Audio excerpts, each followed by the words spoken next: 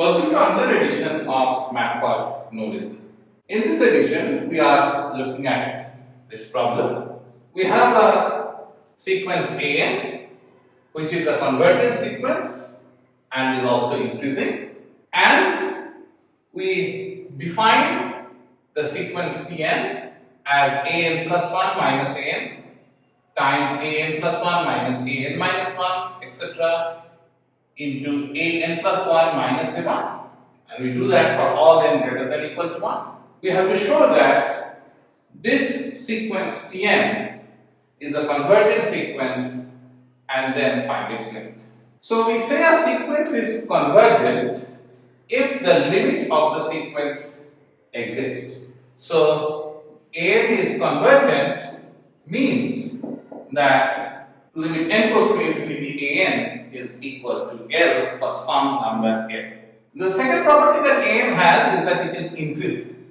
So sequence an is increasing if an plus 1 is greater than an for all n greater than or equal to 1. So the first term is less than the second term is less than the third term, and so on.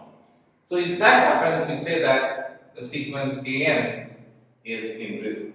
Since an is increasing, therefore we can conclude that an plus 1 minus ak is strictly positive for every k from 1 to up to n. So all of these quantities here are positive quantities. That's a very interesting thing to note, because whenever we have a product of positive terms, we always think about the possibility of using the AN-JM inequality. So now we apply the AN-JM inequality to these quantities, an plus 1 minus an plus 1 minus n minus 1, etc. Now we begin with the gm raised to the power n, and that is just Tn, and this would be less than or equal to an whole to the power n. So what is the an? This is an plus 1 minus an plus an plus 1 minus an minus 1 plus etc. And the last term is an plus 1 minus a1, and there are n terms, so we will divide by n whole to the power n. And simplifying, we note that there are an plus 1 terms here, so divided by n, this becomes an plus 1 minus, we have a1 plus a2 plus an, whole thing divided by n, whole raised to the power. This is a crucial inequality that we will be using. Now we would need another result. So we already have assumed that an is convergent, and therefore we know that limit n goes to infinity, an is equal to L. We already know this fact. So an plus 1 would go to L as n becomes large. And a very famous theorem, often called the Cesaro Theorem, tells us that limit n goes to infinity, a1 plus a2 plus an by n is also equal to L.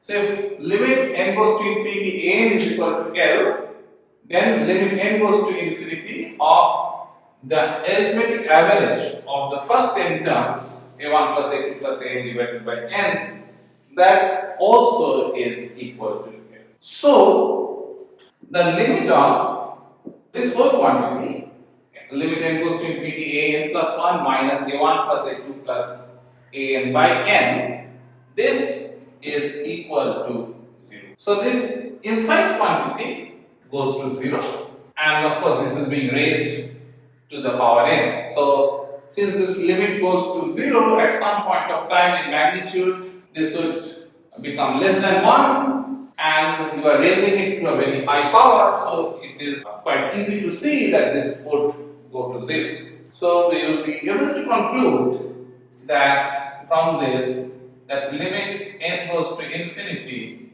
an plus 1 minus a1 plus a2 plus an by n, this whole raised to the power n, this limit is equal to 0. So the right hand side, the limit is 0, and since the left hand side is also 0, so this allows us to apply the Sandwich Theorem. Recall what the Sandwich Theorem tells us. Suppose we have three sequences, Cn less than equal to Dn less than equal to Fn. Suppose we have these three sequences, and it happens that limit n goes to infinity, Cn is equal to L, and limit n goes to infinity, Dn is also equal to L. So it happens that limit n goes to infinity, Cn is equal to L, and limit n goes to infinity, Fn is also equal to L. Then it can be concluded that limit n goes to infinity, Dn is also equal to L.